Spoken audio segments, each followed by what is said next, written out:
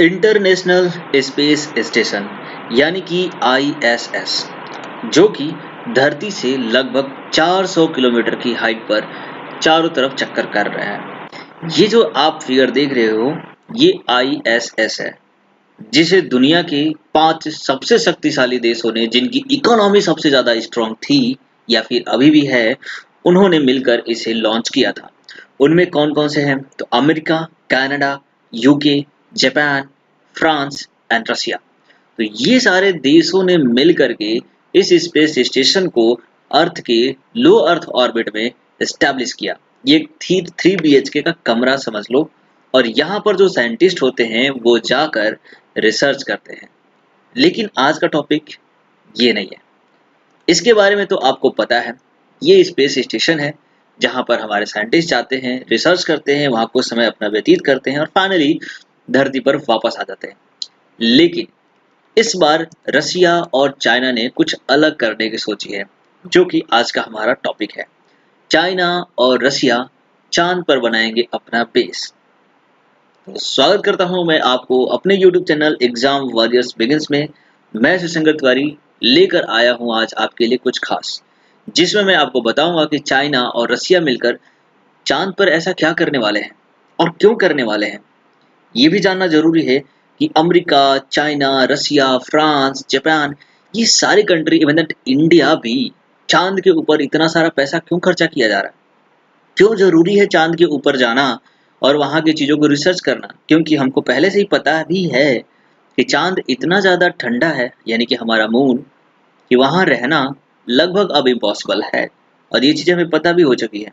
फिर भी क्यों जरूरी है चांद के बारे में इतना सारा रिसर्च करना, इवन दैट वहां पे बेस स्टेशन बनाना। और अमेरिका तो वहां पर अपना बेस स्टेशन चांद के सरफेस पे बनाने वाला है, जहां पर वो अपने मेन और वुमेन्स दूसरी बार भेजने वाला है। तो इन सभी चीजों को हम इस वीडियो में जानेंगे, क्यों है खास ये हमारा चांद हमारे लिए, और किस तरीके से इसकी मदद से हम अपने अर्थ के बारे में जान पाते हैं। वो सारी डिटेल आपको इस वीडियो में हम बताएंगे।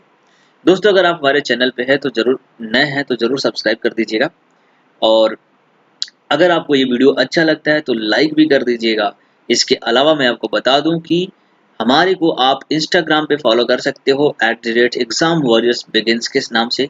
वहीं टेलीग्राम पे आप मुझे ज्वाइन करिए। अगर आपको हमारे वीडियो की में जो भी कंटेंट प्रोवाइड किए गए हैं उनकी PDF अगर आपको चाहिए तो t.me/examwarriorsbegins1 से आप मुझे मेरे टेलीग्राम पर ज्वाइन कर सकते हो। इसकी लिंक मैं अपने डिस्क्रिप्शन में भी दे दूंगा, आप डायरेक्टली ज्वाइन कर सकते हो। इवन दैट आप फेसबुक पे मुझे फॉलो कर सकते हो, और साथ में ट्विटर पर भी मुझे आप फॉलो कर सकते हो। वहां पर मैं आपको अपनी वीडियो से रिलेटेड जो भी इंफॉर्मेशन होती है वो सब प्रोवाइड करता हूँ। साथ में कुछ इन्फॉर्मेशन जो दिन भर में कुछ न्यूज़ आती रहती है वो सारा चीज़ें मैं अपडेट करता रहता हूँ। तो वहाँ पर आपसे मिलकर के मुझे बहुत अच्छा लगता है। आप मुझे फॉलो करते हैं और आपसे बातें होती हैं, ठीक है। तो चलिए आज के अपने सेशन को हम स्टार्ट करते हैं, और उसके पहले आपको बताऊंगा कि क्या है चाइना और रशिया का mission, that is international lunar research station, that is ILRSS। क्या है ये मिशन, क्यों महत्वपूर्ण है, और क्यों रसिया और चाइना ने इसको किया है, इन चीजों के बारे में जानेंगे। लेकिन उसके पहले ये क्यों है न्यूज में ये महत्वपूर्ण। सबसे पहली बात ये है कि ILRS, जिसका मतलब होता है इंटरनेशनल लूनर रिसर्च स्टेशन, यहाँ पे लूनर जो शब्द आया है वो मून के लिए यूज किया जाता है, चंद्रमा के लिए यूज किया जाता है। और फाइनली ये दोनों कंट्री ने मिलकर यहाँ पर एक अपना स्पेस स्टेशन बनाने की कोशिश की है, और उसका एक शुरुआत किया है, जिसमें ये दोनों देश मिलकर कहीं ना कहीं अमेरिका को पीछे करने की कुछ प्लानिंग कर रहे हैं। अमेरिका का भी प्लान था कि वो मून पर जाए और मून पर एक स्पेस स्टेशन बनाए।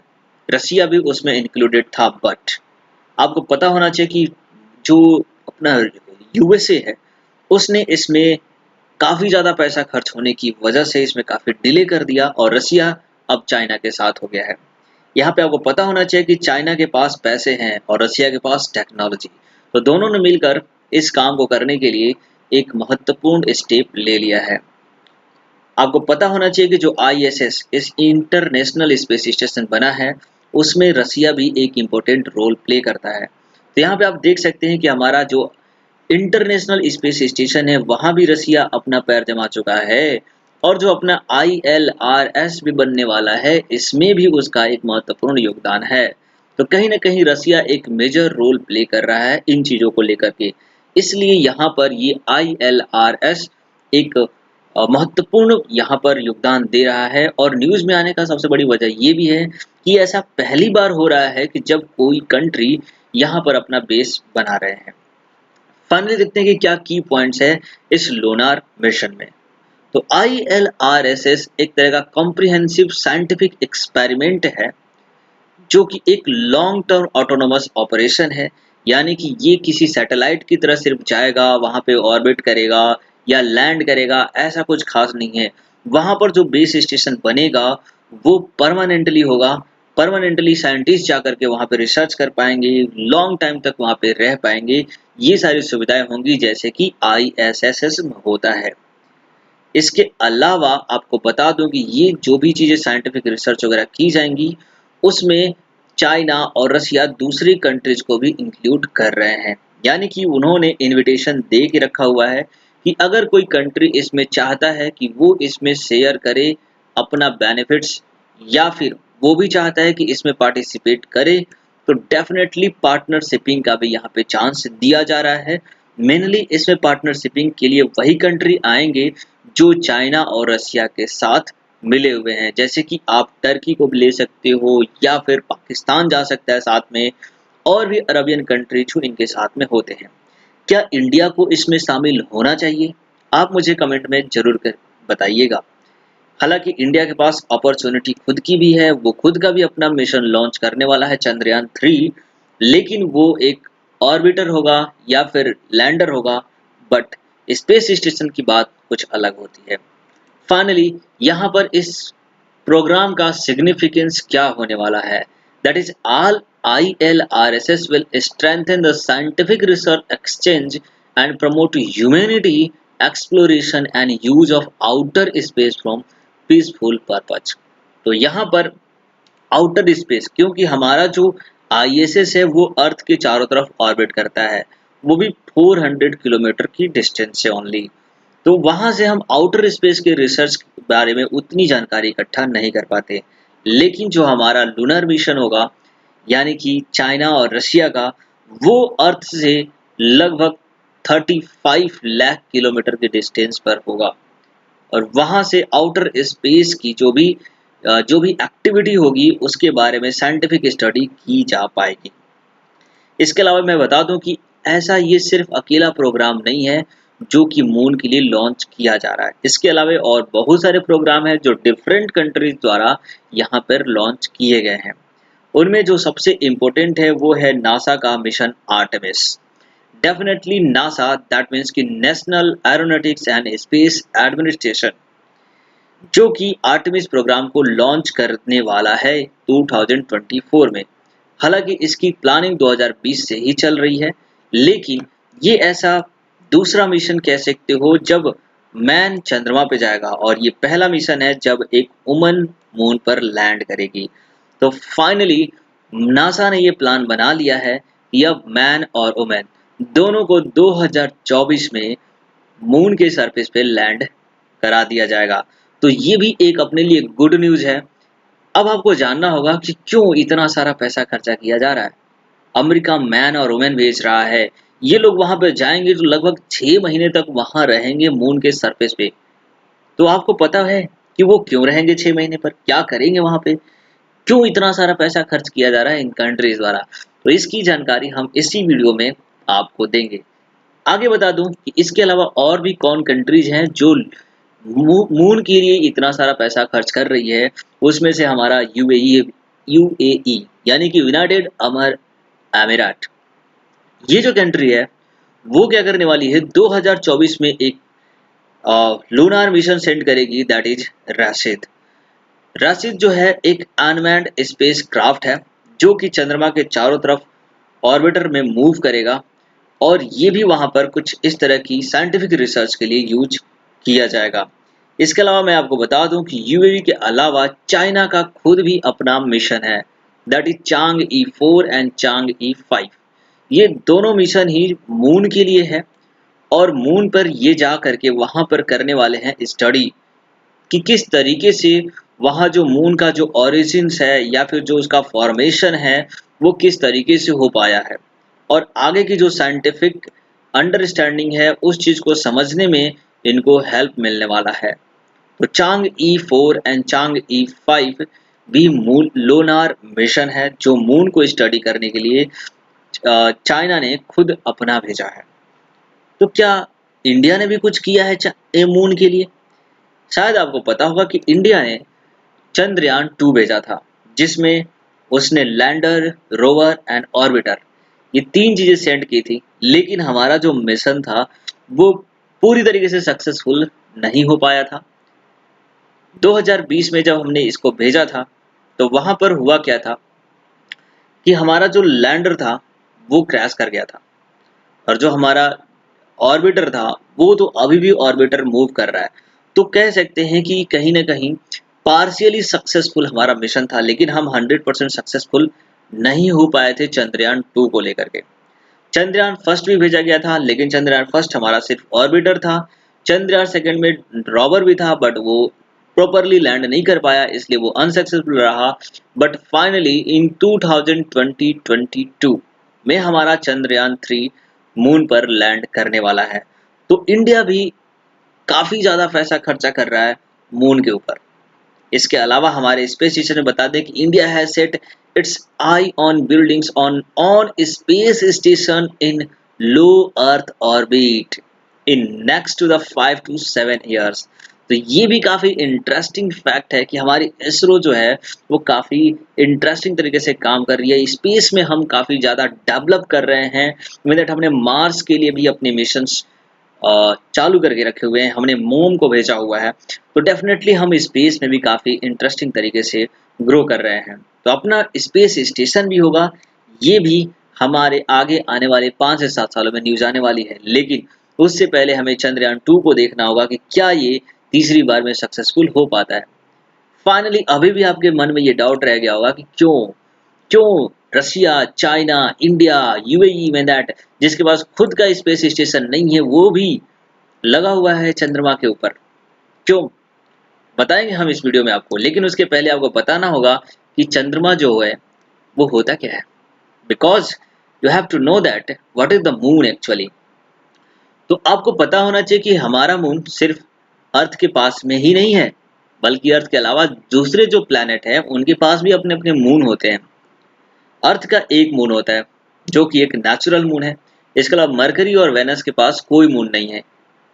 लेकिन मून होता क्या है, तो आपको पता होना चाहिए कि मून वो होते हैं जो किसी प्लैनेट के अराउंड मूव करते हैं। तो जो हमारा मून है वो अर्थ के अराउंड मूव करता है, इसलिए वो मून है, यानी कि नेचुरल सैटेलाइट है। उसी तरीके से मार्स के 2 नेचुरल सैटेलाइट हैं। जुपिटर की बात करें तो कंफर्म्ड 53 हैं, और प्रोविजनल मून्स जो कि 26 है, और टोटल 79। वहीं सैटर्न के पास 82, यूरेनस के पास 27 एंड नेपच्यून के पास 40। तो यहाँ पर सबसे ज्यादा जो फिलहाल जो मून है वो है सैटर्न के पास। ओके, आगे देखते हैं कि हमारा जो मून है उसके कुछ अपने एट्रीब्यूट हैं, कुछ प्रॉपर्टीज हैं, कुछ फैक्ट्स हैं। उन फैक्ट्स को भी आपको जान लेना जरूरी है। यहाँ पर मैं आपको बता दूं कि जो हमारा मून है वो एक नेचुरल सैटेलाइट है, एंड ये ऐसा 5वां सबसे बड़ा सोलर सिस्टम में सबसे बड़ा सैटेलाइट है, यानी कि 5th पोजीशन होती है इस ये लार्जेस्ट होने में। वहीं अगर मून की प्रेजेंस की बात करें तो ये हमारे अर्थ को स्टेबलाइज करने के लिए और जो भी क्लाइमेट है उसको स्टडी करने में हेल्प करता है। जी बिल्कुल, मून की वजह से हम अपने अर्थ पर होने वाली जो क्लाइमेटिक कंडीशंस हैं उसको समझ पाते हैं। हमारे अर्थ पर जो हाई टाइड और लो टाइड आते हैं उसका जो मेन वजह है दैट इज द मून। इसलिए मून को जानना जरूरी है। Moon distance from the earth is 3,85,000 kilometre. वहीं मून के एटमॉस्फेयर की बात करते हैं तो वो काफी थीन है, इसीलिए वहां पर लाइफ पॉसिबल नहीं है। और आपको पता होना चाहिए कि अगर आप मून पर जाते हैं तो आपका वेट 1/6 हो जाता है। दैट मीन्स कि अगर आपका अर्थ पे वेट आपका 60 केजी है, तो मून पर जाने के बाद आपका वेट 6 से डिवाइड कर दो, तो आपका 60 केजी का वेट जो है ना वो 10 केजी हो जाएगा बस। ठीक है, तो इतना हल्का महसूस करोगे आप अपने आप को। ऐसा इसलिए होता है क्योंकि मून की जो ग्रेविटेशनल फोर्स है अर्थ के कंपैरिजन में काफी कम है, जिसकी वजह से वेट वहां पे कम हो जाता है। इसके अलावा आप बात करें कि जो मून का जो पूरा सरफेस है वो काफी ज्यादा क्रेटर से बने हुए हैं, यानी क्रेटर जो उस पे गड्ढे हो जाते हैं, है ना, कंकड़ पत्थर है, बहुत सारे पर्वत पहाड़ है, सरफेस जो है वो काफी ऊंचा नीचा है, जिसकी वजह से वहां पर मूव करना भी काफी डिफिकल्ट होता है। बाकी बात करें कि the earth and the moon are tidally locked, their rotation are show in signic in only see one side of the moon in all the time। तो मून और अर्थ का जो रोटेशनल पीरियड है वो इतना ज्यादा एक दूसरे से मिलता है कि मून की हम सिर्फ एक ही पार्ट को देख पाते हैं, यानी कि उसका बैक साइड जो मून का है वो हम कभी भी नहीं देख पाते, चाहे वो फुल मून हो या न्यू मून हो या दिन हो या रात हो, कभी भी हम मून का बैक साइड नहीं देख पाते हैं। इसीलिए उसके बैक साइड पे अब स्टडी की जा रही है। जैसे इंडिया का जो चंद्रयान 2 मिशन था वो मून के साउथ पोल में सेंड किया गया था, जहां पर मेनली अंधेरा होता है जिसे हम देख नहीं पाते, यानी कि उसे हम डार्क साइड बोलते हैं।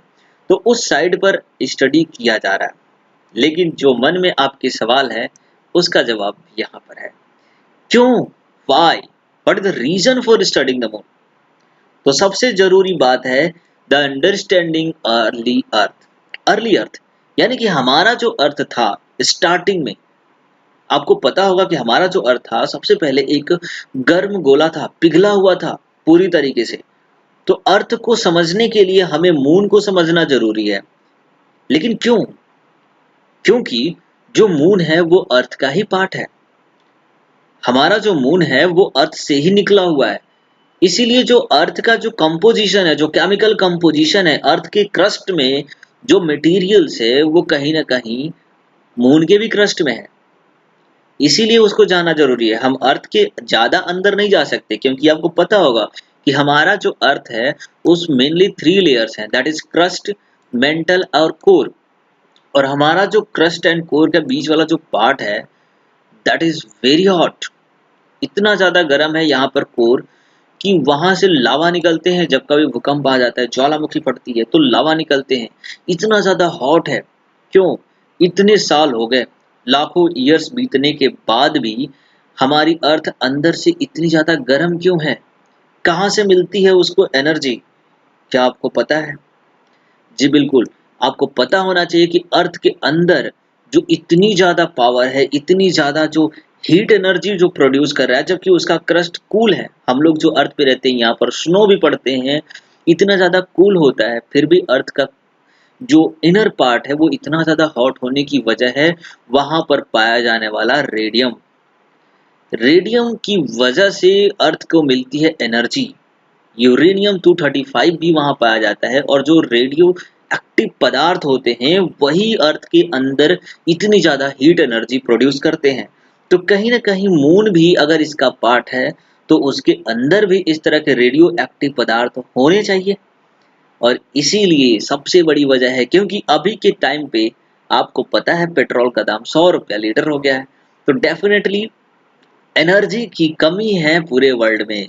दुनिया भर में फ्यूल की कमी है, और फ्यूल के लिए ही सारे कंट्रीज अभी की मून पर रिसर्च कर रहे हैं। अगर वहां पर किसी कंट्री को यूरेनियम हाथ लग जाता है या रेडियो एक्टिव कोई भी पदार्थ एलिमेंट हाथ लगता है तो डेफिनेटली वो काफी रीच होगा वहां के लिए, और अर्थ पर भी उसे लेकर के आया जा सकेगा।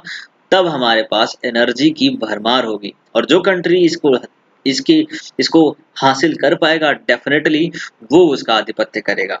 तो यही सबसे बड़ी वजह है कि क्यों मून को हम स्टडी कर रहे हैं, ताकि हम अपने अर्थ को समझ सकें और वहां की जो भी अर्ली लाइफ बिगिनिंग है उसको समझ सकें कि अर्थ का फॉर्मेशन कैसे हुआ था और अर्थ कूल कैसे हुआ और यहाँ की अर्ली लाइफ कैसे जनरेट हो पाई थी।